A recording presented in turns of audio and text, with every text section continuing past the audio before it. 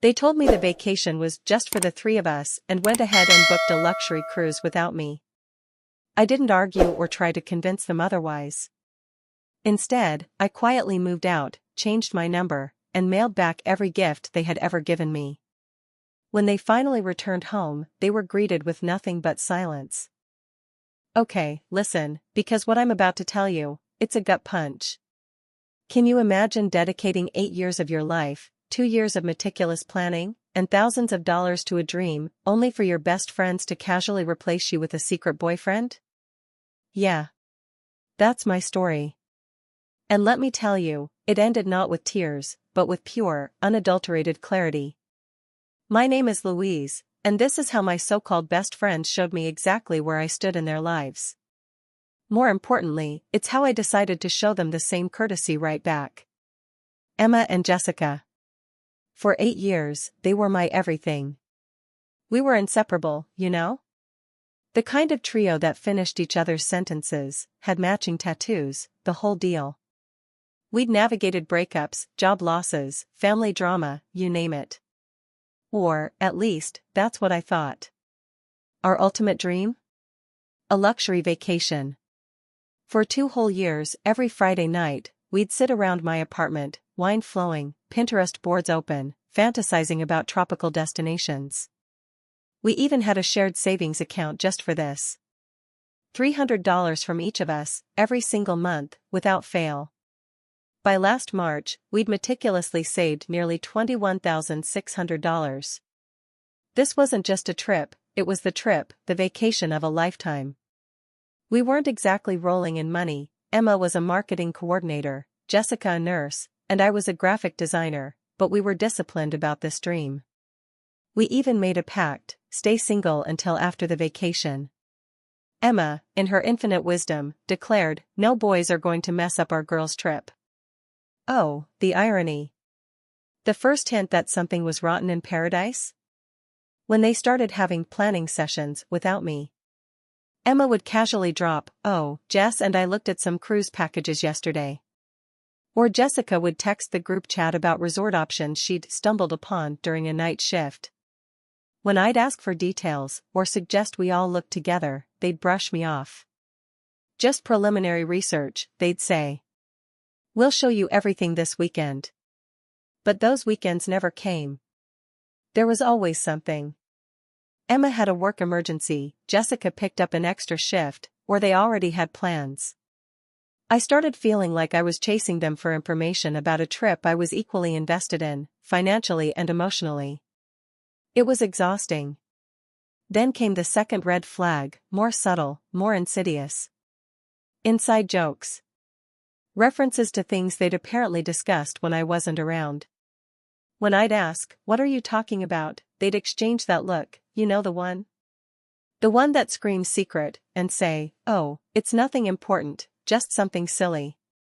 The worst part was the way they'd look at each other, like they were sharing a private world I wasn't cool enough to enter.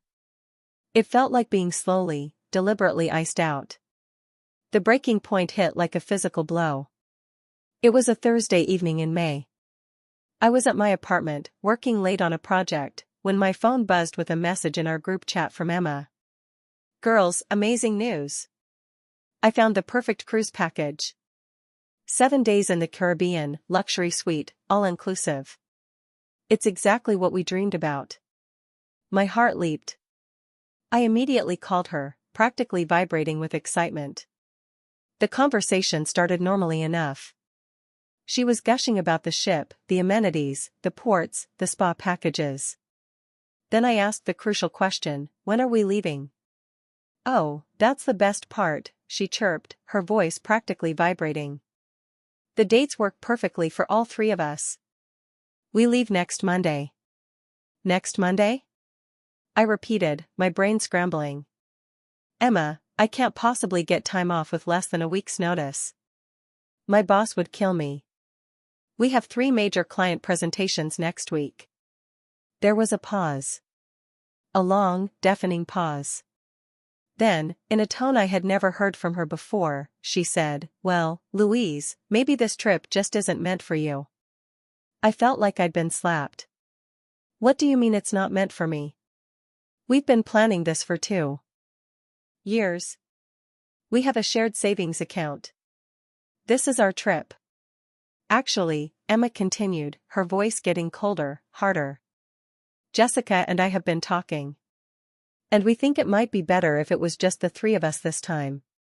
Just the three of us? I was so confused. I thought I'd misheard. Emma, there are three of us. You, me, and Jessica. Another pause. And then, the words that are still burned into my memory. No, Louise. Jessica, me, and my boyfriend, Derek.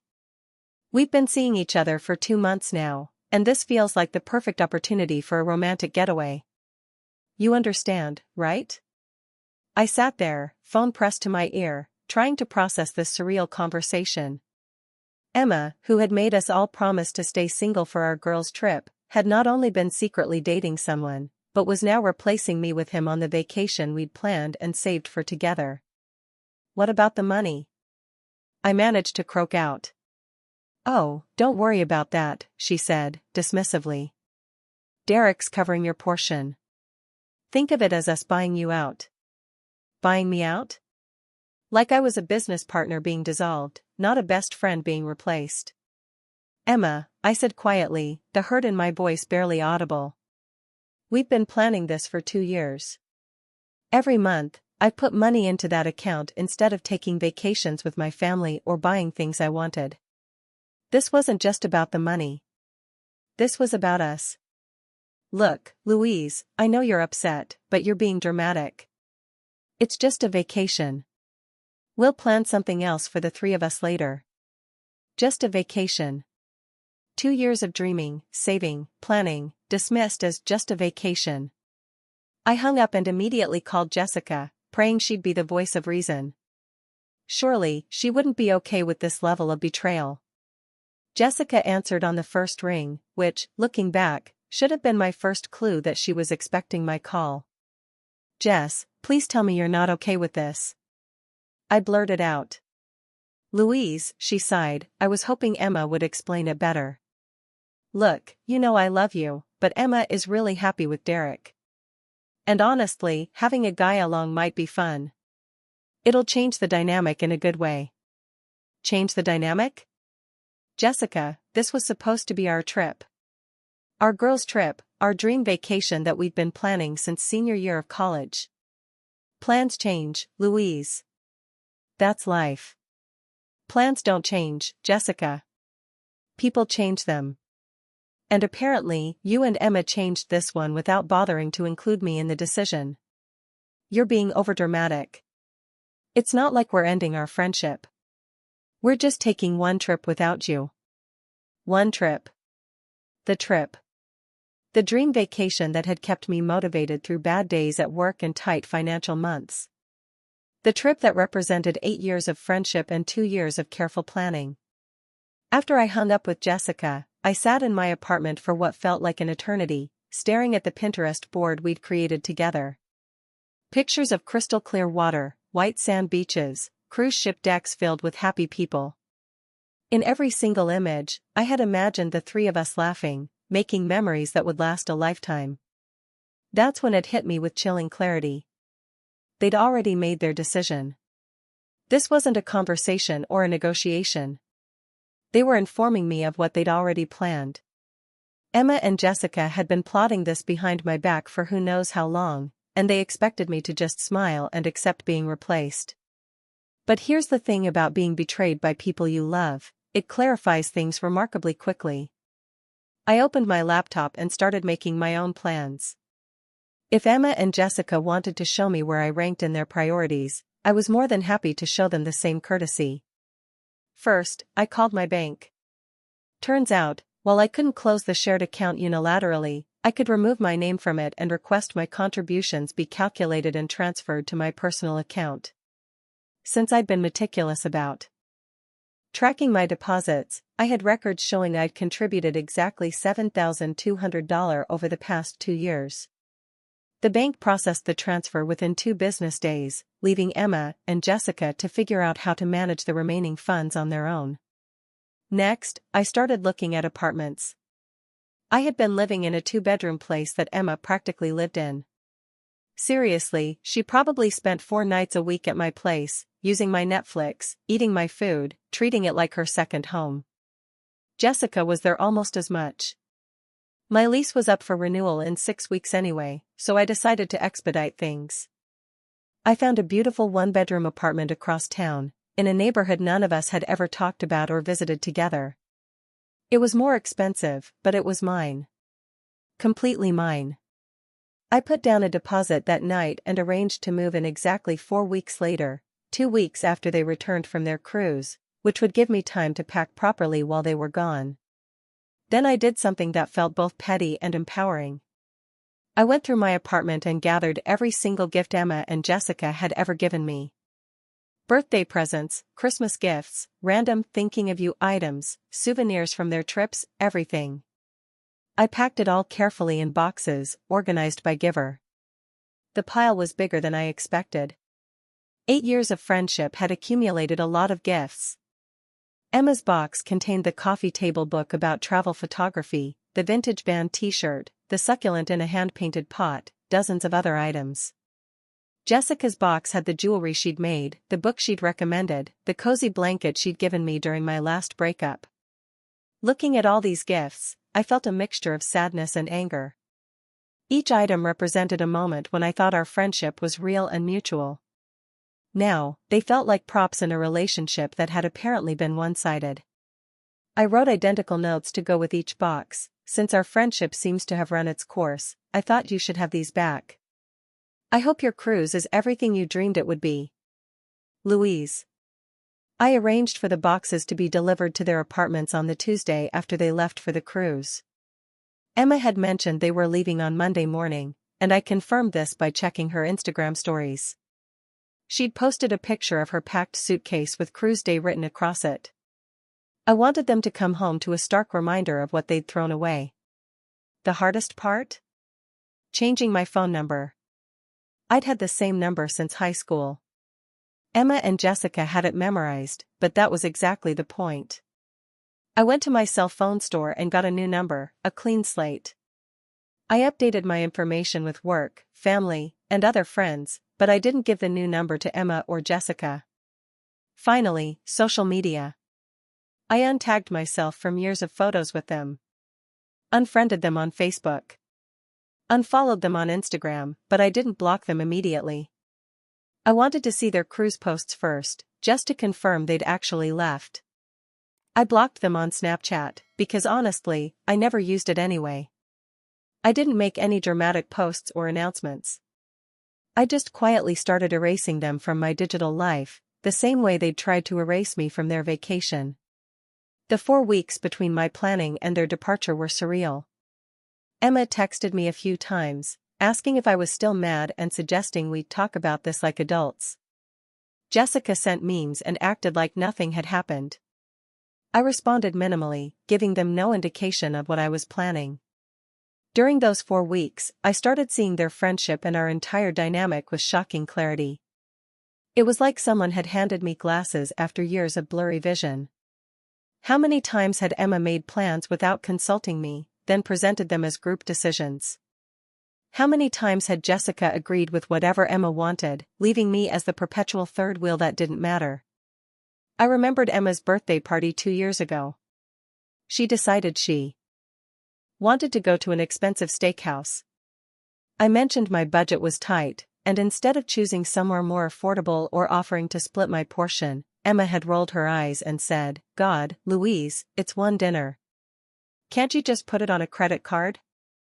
Jessica had nodded along, and I'd ended up spending money I didn't have rather than being labeled cheap or difficult. Then there was the time Jessica wanted to take a pottery class, and somehow it became something all 3 of us were definitely doing together. When I mentioned I was more interested in a photography workshop happening at the same time, Emma dismissed it. "Come on, Louise, pottery will be so much more fun for all of us. You can do photography anytime." I went along with it, spending 6 weeks learning a skill I had no interest in while the photography workshop filled up. The more I thought about it, the more I realized that our decisions had almost always been Emma's preferences, with Jessica's immediate agreement, and my eventual compliance. I had mistaken this pattern for friendship, when really it was just me being managed by people who had learned exactly how much pushback I'd give before I'd cave. Even our living situation reflected this dynamic. Emma practically lived at my apartment, but somehow I was always the one buying groceries, replacing the toilet paper, and cleaning up after her visits. When I'd mentioned how much my utilities had increased since she started staying over so often, she'd laughed and said, "What are friends for?" But when I'd asked if I could crash at her place for a few days while my air conditioning was being repaired, she'd made excuses about her roommate and suggested I get a hotel room. I started paying attention to how they interacted when they thought I wasn't listening closely. At coffee shops, I noticed Emma and Jessica making eye contact over my head when I was talking, sharing silent communications that excluded me. They'd reference conversations they'd had without me, then act surprised when I didn't know what they were talking about. The worst realization? My birthday last year. I had specifically mentioned wanting to try the new rooftop restaurant downtown. Even shown them pictures and suggested we make reservations. On the day of my birthday, Emma surprised me with plans to go to the same chain restaurant we always went to, saying she'd already made reservations and knew I'd love the familiar atmosphere. Jessica had agreed enthusiastically about how cozy and perfect it would be. I'd spent my birthday dinner smiling and pretending to be grateful, while internally feeling completely unseen. As I packed my belongings, I found more evidence of how one-sided our friendships had become. My closet contained clothes I bought because Emma said they'd look good on me, even though I didn't like them. My bookshelf had novels Jessica insisted I'd love, most of which I'd never finished because they weren't my taste at all. My kitchen cabinets were stocked with snacks and drinks that Emma and Jessica preferred, not me. I had slowly been molding myself into the friend they wanted, rather than being the person I actually was. And the most pathetic part? I'd been grateful for their friendship, constantly worried about maintaining it, never realizing that real friends wouldn't require me to shrink myself to fit their preferences. During those 4 weeks, I also started remembering all the times I'd been genuinely excited about something, only to have Emma and Jessica react with polite disinterest or subtle discouragement. When I'd gotten promoted to senior designer, Emma's first comment had been, "Wow, that's great, but I hope the extra work won't make you too busy for us." When I'd started dating my last boyfriend, Michael, Jessica had immediately started pointing out his flaws and questioning whether he was really right for me. When I'd mentioned wanting to take a solo trip to visit my college roommate in Portland, they'd both acted hurt that I'd want to travel without them. I realized they'd trained me to seek their approval for everything, to prioritize their comfort over my own desires, and to feel guilty for having interests or relationships outside of our trio. The cruise situation wasn't an aberration. It was a logical conclusion of a friendship where my role had always been to be available, accommodating, and grateful for whatever scraps of consideration they threw my way. The most telling moment came during week 3 of my secret preparations. Emma called me on a Tuesday night, ostensibly to check in, but really to ease her own guilt about the cruise situation. "I know you're probably still upset about the vacation thing," she started, "but I want you to know that Jessica and I were talking, and we're definitely going to plan something special for just the 3 of us when we get back. Maybe a spa weekend or something." A spa weekend. After excluding me from the dream vacation we'd planned for 2 years, she was offering me a consolation prize of a 2-day trip to a local spa. "That's thoughtful of you to consider," I said neutrally. "I mean, I know it's not the same as the cruise," she went on, "but Derek has never been on a real vacation, and this just seemed like the perfect opportunity for him to experience something amazing. You understand, right? You've been on cruises before." I had been on exactly 1 cruise, 5 years ago, with my family. Emma knew this. But in her mind, my previous cruise experience somehow made me less deserving of this one, while Derek's lack of cruise experience made him more deserving of the trip I had saved and planned for. Plus, she continued, "You know how Jessica gets when she feels left out of couple stuff. Having Derek along means she won't feel like a third wheel, and you know how important her comfort is to me." Jessica's comfort was important. Derek's vacation experience was important. Emma's relationship was important. But my feelings about being excluded from something I'd invested 2 years of my life into? That was just me being upset about the vacation thing. Emma, I said carefully, when you and Jessica decided to invite Derek instead of including me, did either of you consider how I might feel about that? There was a pause. Of course, we did, Louise. We felt bad about it, but sometimes you have to make tough decisions, and we thought you'd understand that relationships require compromise. Whose relationship required this compromise? Because it seems like the compromise was me giving up something I'd worked so hard for so you could have a romantic getaway. You're being dramatic again, Emma said, her tone shifting to annoyance. It's just one trip. We'll take plenty of trips together in the future. Just one trip. The trip. The culmination of 2 years of budgeting and dreaming and planning. The trip that had motivated me through overtime hours and skipped social events and generic brand groceries. Just one trip. You're right, I said. It is just one trip. I hope you all have a wonderful time. After I hung up, I sat in my half-packed apartment and felt something I hadn't expected. Relief. For the first time in months, I wasn't trying to make Emma understand my perspective or convince Jessica to consider my feelings. I wasn't managing their emotions or worrying about their reactions. I was just done. The final week before their departure, I threw myself into work with an energy I'd forgotten I possessed. I'd arranged with my boss to take some flexible hours for apartment hunting, which gave me the time I needed for my preparations while maintaining my work commitments. Without the constant background stress of navigating Emma and Jessica's moods and needs, I found myself more creative and focused than I'd been in years. I completed projects ahead of schedule, impressed my boss with innovative design concepts, and even started sketching ideas for the freelance business I'd been talking about for years but never had the mental space to pursue. My coworkers noticed the change too. My colleague, Maria, commented that I seemed lighter and asked if I'd been getting more sleep. My boss mentioned that my recent work had been some of my best and hinted at additional responsibilities and a potential raise. It was like I'd been carrying invisible weights that I didn't realize were there until I set them down. I also started reaching out to friends I'd neglected during my years of focusing on Emma and Jessica.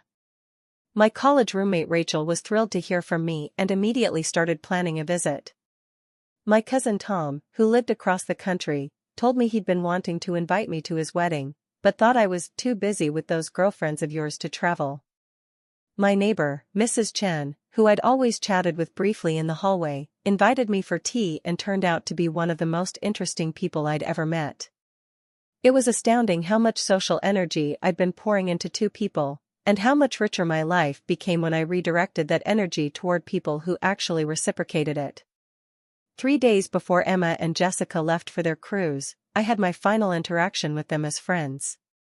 We ran into each other at our usual coffee shop, the one I'd been avoiding for weeks, but had stopped by because I was in the neighborhood for apartment hunting. Jessica saw me first and waved me over to their table with a kind of enthusiasm that suggested she'd been hoping for this opportunity. Louise, perfect timing, she said as I approached reluctantly. Emma and I were just talking about you. We're so excited about the cruise. Emma added. But we want to make sure you know we're thinking about you, too. We even talked about getting you a souvenir from each port. Souvenirs. They were planning to exclude me from the vacation of my dreams and bring me back trinkets as compensation. That's very thoughtful, I said, not sitting down. We should definitely all hang out when we get back, Jessica continued. I feel like we haven't spent enough time together lately. This was rich, considering they'd spent the past month planning a vacation without me and were now acting like our decreased hangout time was just a natural occurrence rather than the result of their secretive behavior. Actually, Emma said, leaning forward conspiratorially, Derek's been asking about you. He's excited to meet you properly when we get back. He knows how important you are to us. Important enough to be replaced by him on the trip I planned, but important enough to meet him afterward. The logic was breathtaking. I'm sure he's lovely, I said. I hope you all have a wonderful time on the cruise. We will, Emma said, then caught herself. I mean, we'll miss having you there. Obviously. Obviously. Like an afterthought. Like something she just remembered she was supposed to say. I smiled and excused myself, claiming I had an appointment to get to. As I walked away, I heard Jessica say to Emma, "See? I told you she was fine with everything. Louise is always so understanding. Always so understanding." That's what I'd been to them. Someone who could be counted on to understand, to accommodate, to prioritize their needs over my own. Someone who would smile and nod when excluded. Who would be grateful for souvenirs instead of experiences. Who would always be there when they needed me, but never expect the same in return. That night, I finished packing the last of their gifts and wrote my final notes.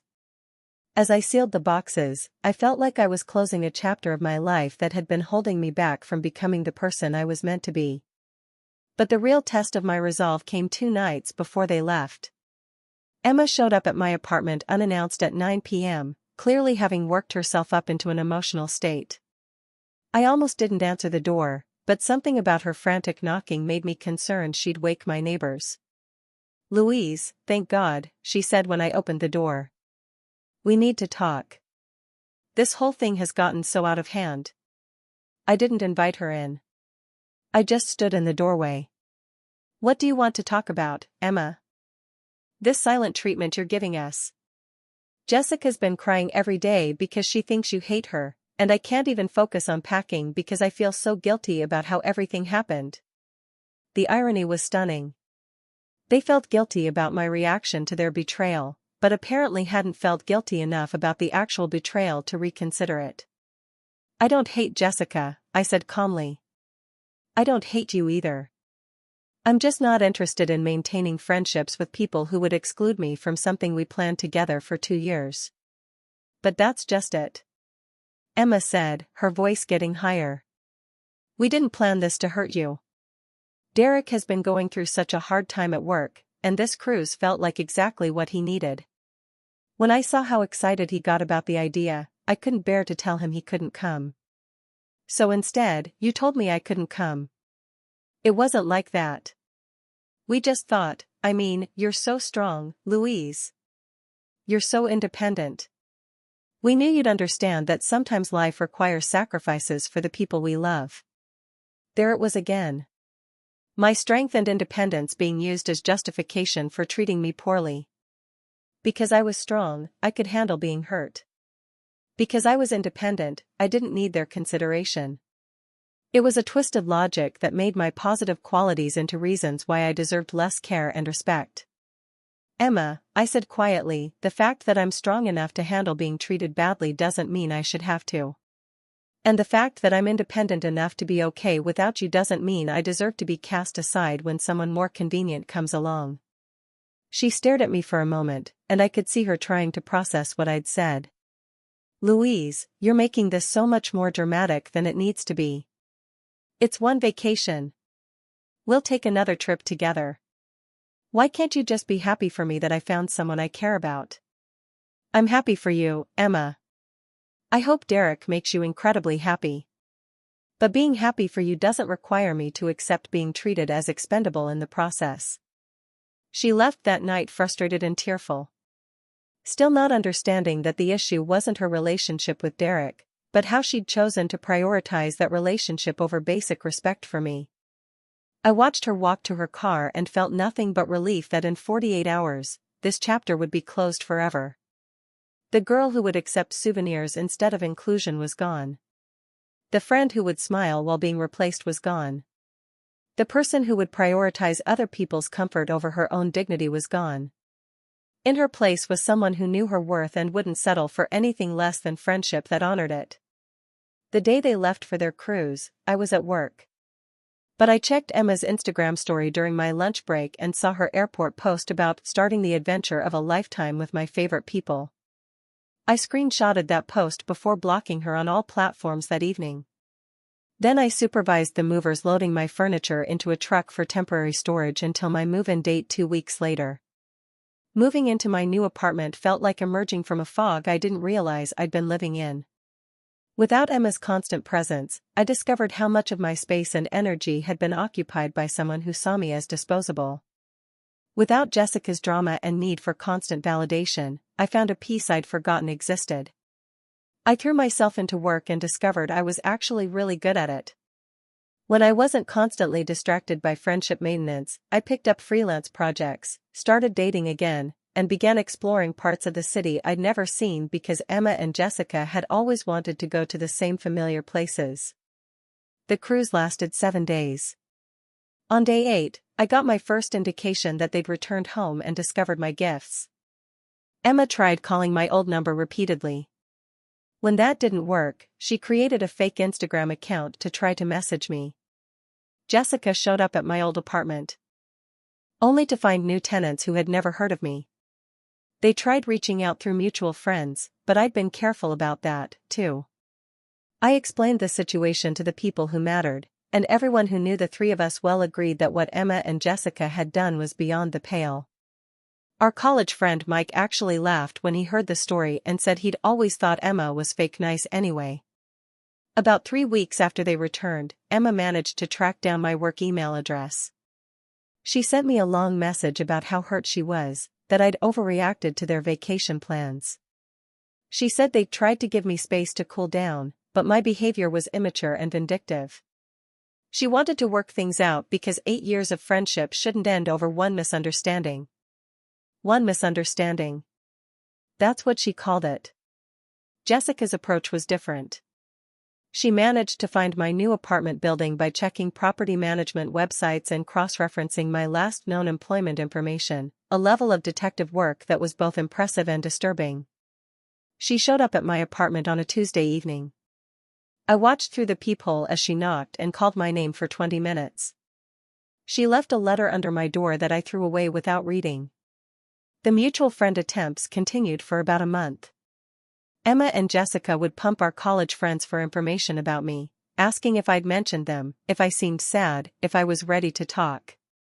They painted themselves as the injured parties, just trying to salvage a friendship that I was being stubborn about. But here's what they didn't understand. I wasn't angry anymore. I was free. For 8 years, I had centered my social life around people who were apparently capable of planning an elaborate betrayal while smiling to my face. I had prioritized their needs, accommodated their schedules, and assumed their loyalty because that's what I offered in return. The cruise situation hadn't revealed a new side of Emma and Jessica. It had revealed their true priorities. I was never going to be important enough to them to deserve basic respect or consideration. Realizing that was painful, but it was also profoundly liberating.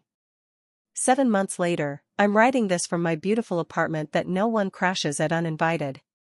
I'm in a relationship with an amazing man named Alex, who I met through a hiking group I joined after the move. I've been promoted at work and have a freelance business that's taking off. I've traveled to 3 different cities to visit friends and family I neglected while maintaining the exhausting job of being Emma and Jessica's third wheel. Last week, I ran into Emma at a coffee shop downtown. She saw me before I saw her, and by the time I noticed, she was already walking over with a determined expression. "Louise," she said, sitting down across from me without invitation. "This has gone on long enough. I miss you. Jessica misses you. We made a mistake, okay? We should have handled the cruise thing differently."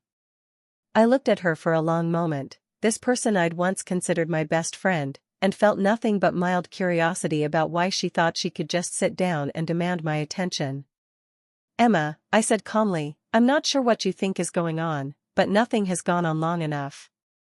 I moved on from our friendship 6 months ago when you showed me it didn't mean to you what it meant to me. I'm not angry with you.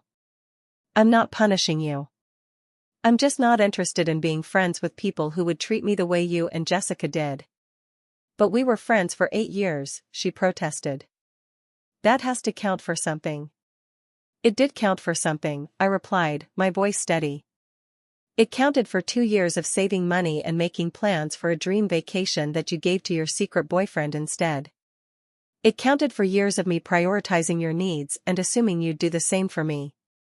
Those 8 years taught me exactly what our friendship was worth to you. And I listened. Emma's face flushed. You're being ridiculous. People make mistakes. Real friends forgive each other. Real friends don't exclude each other from shared dreams and call it a mistake when they get caught, I replied. Real friends don't plan elaborate betrayals and expect forgiveness when the person they betrayed won't play along. I stood up to leave, and Emma grabbed my arm. Louise, please. I know we hurt you, but don't you think you're being a little extreme? Moving away, changing your number, returning all our gifts. It's like you want to hurt us back. I gently removed her hand from my arm. Emma, I never wanted to hurt you back. I just wanted to be free of people who could hurt me so casually in the first place. The fact that my absence hurts you now doesn't obligate me to return to a friendship where my presence clearly didn't matter enough to prevent you from hurting me then. As I walked away, I heard her call after me. This isn't over, Louise. We're going to fix this. But it was over.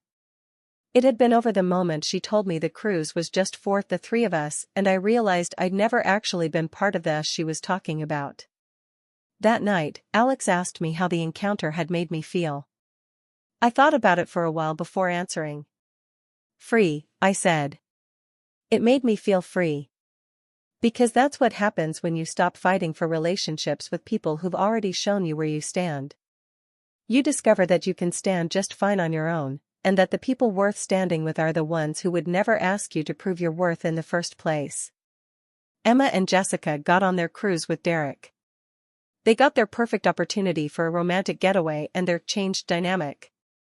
What they didn't get was the safety net of a friend who would always be there no matter how they treated her. Because that friend realized she deserved better. Sometimes the best revenge isn't elaborate or dramatic. Sometimes it's just the quiet dignity of knowing your worth and walking away from people who don't recognize it. Sometimes it's building a life so fulfilling that you genuinely forget to miss what you left behind. They said the vacation was just for the three of us and booked their luxury cruise without me. I didn't argue, because arguing would have implied that their decision was up for debate. Instead, I showed them the same consideration they'd shown me, none at all. I moved out, changed my number, and sent back every gift they'd ever given me. They came back to silence, and that silence was my answer. Not because I wanted to punish them, but because I finally understood that some relationships aren't worth the energy it takes to maintain them, and some people aren't worth the pain it takes to love them. I hope their cruise was everything they dreamed it would be. I hope Derek was worth losing a friend over. I hope they learned something about loyalty and friendship, though I doubt they did. As for me, I learned that sometimes the best thing you can do for yourself is to let people show you who they are, believe them, and respond accordingly. I learned that you can't force people to value you, but you can absolutely refuse to devalue yourself for them. And I learned that walking away from a toxic situation doesn't make you the villain in someone else's story. It makes you the hero in your own.